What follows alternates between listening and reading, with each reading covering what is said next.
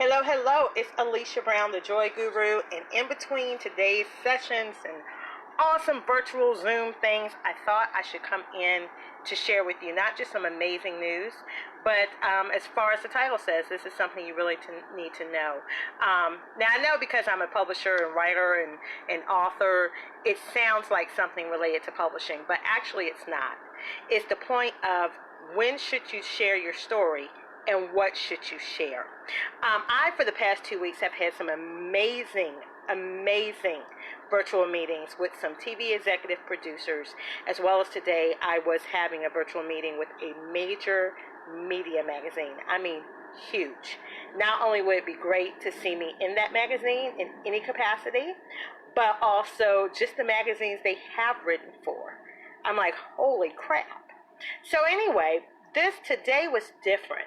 Because a lot of times when I'm pitching and when I'm talking, I'm pitching for my clients. I have amazing clients. And as I told people, anywhere from age 7 to 72. In the U.S., outside the U.S., we got them. Whether I'm, as a ghostwriting client or actual book client or something I'm strategizing with them for, building their platform, it's a podcast or whatever, we got them. You want youth, you want older, you want black, you want different minority. It doesn't matter. I have them. We work with them. But the thing about doing that is so often as the creator of the brands and as the creator of the business, you don't always share your story. And then when you share your story, you may not always be as revealing. There might be certain things, and trust me, those that are creators know what I'm talking about. Might be certain things you share, and there might be certain things you're like, they don't really need to know. Or we all have those things in our life that are on a need-to-know basis that we choose not to share. So I wanted to share this very valuable lesson today because for the past 2 weeks, every time I talked to a TV producer, I was talking about my clients and pitching their stories that I thought would be fabulous. But the person that was introducing me always said, Alicia has her own fabulous story. She has her own amazing story. So today, when I was sitting down with the magazine brands, I said, you know what? Knowing what they've told me in advance that they want and knowing in advance the entrepreneurial stories that they cover, today's my day. So I shared. And I shared more than even I've shared with the person that introduced me, who is one of my coaches. I think some things took her for a loop. But I shared these things. And what was funny to me is the first thing this major brand producer said, you should write for us. Hello? If a major brand like that is international, distributes internationally, says you should write for us, and I just started my story, that's a yes. Just tell me what I gotta do, what are the qualifications, where do I apply? I will more than happy in any capacity write for you. But as I kept telling the story, and keep in mind, it was just very short because pitches are short. We're not gonna tell them your whole life story and take up 30 minutes of their time. You gotta be able to hit it, 60 seconds. Sometimes they might give you 2 minutes, but you gotta be quick and effective. So I told it. And then immediately they're like, oh my God, I want you to follow up with me. So I have their contact information and I'm following up with them in my own unique way. But I wanted to just come in and say this. Of course, your story is your story. There are some parts you rather forget. There are some parts that you might at certain seasons in your life be uncomfortable for people to know about. And that's fine. It's only your discretion for when you share this story as you see fit. But what I want to encourage you is this. Sometimes that story, that portion you don't want to share, it's not that you're no longer comfortable sharing. It's that you like to hide. You like to be the helper. Sometimes, people that have been abused, they turn into helpers. So they want to help everybody. And meanwhile, while you're helping everybody, you're hurting you. Because you forget that the amazing part of what you do is who you are.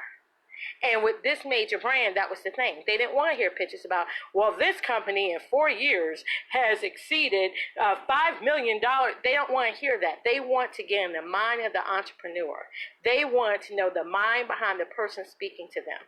They want to know the interesting stories about them. So I gave it to them. And it was a yes. So I wanted to encourage some of you today. Their stories, so many stories, which is why, I'm so crazy with my clients about writing a book, and how you tell the story is important. Sometimes the order in which you tell that story is important. Sometimes what you tell and don't tell is very important. But today I just wanted to encourage you about the things you're refusing to share that may be the perfect answer that would save someone's life. That's why I wrote my first book and published it, because the point was I just wanted to reach the person who was like I was at the worst point of my abuse as a child and wanted to die. And people don't want to talk about that. You could be looking at someone that's smiling and you look at their life and you think it's perfect, and you never know this person in their mind is contemplating suicide. Or at some point the struggles and obstacles they're dealing with are so heavy that they see death as the only answer for relief. You never know. Some of our children, I do programs all the time, and once you gain their confidence, you might have a child come up to you and say, you just don't know, when you said this, that resonated with me. When you shared this part of your story, I'm going through that too. And then you can help them further. So I just want you to ponder today, is maybe the one part of your story that you're not sharing or you're holding back from? Is that the one piece that's meant for you to share in this season? Because I can tell you, whether it's the pandemic that's going on, whether it be a recession tomorrow, whatever the current world situation is at any point of your life, there is someone that needs to hear your story. We're fools sometimes to believe that experts and people that we want to hear from are only the ones that have certain education or certain notoriety. And we'll say, well, I'm no one compared to them, but you are someone. And you have a way to reach people in ways that no one else can. And now with the internet live stream like this, from the privacy of your home, there's no excuse where you can't have a message and reach people. Books, ebooks, whatever it is, a post, an article. There's dozens of ways you can reach people. But are you holding the one key by being quiet? Are you holding back the one key to someone else's problem? I have a signature speech that I tell people, your problem could be the life raft to someone else's misery. And you may still be going through that problem. But it's just what you've overcome so far that may be the very one little piece of something that holds them here tonight. And I know, because I'm the benefactor of that. I know as a child, and the story of other abuse survivors that I was reading, many a nights that kept me here when I was contemplating whether it was death or this was the last moment, and trying to find the courage to just escape. It was reading the story of other survivors that really gave me hope. So I just want to encourage you with that today. Don't hold back, because something that you are holding back may be the very thing to save someone's life. And we'll never know unless you execute and release it.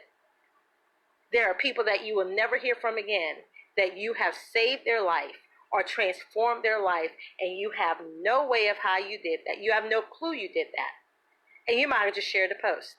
You might have just had a Facebook Live where you sent them a message like this and said something. They might have seen you do something, heard you speak, saw your book, whatever it was. And one thing you said that you think is so insignificant resonated with them and was the hope they needed, the peace they needed at that moment to transform their life. So that's why I want to encourage you today. And for those of you that are love people, you're the helper, you're promoting everybody, that's cool, keep doing that. But don't forget to promote you. Because if you're the face behind, I don't mind being the face behind. I've written and done things for politicians. I've written and done things for children. I'm always, a lot of times, the face behind.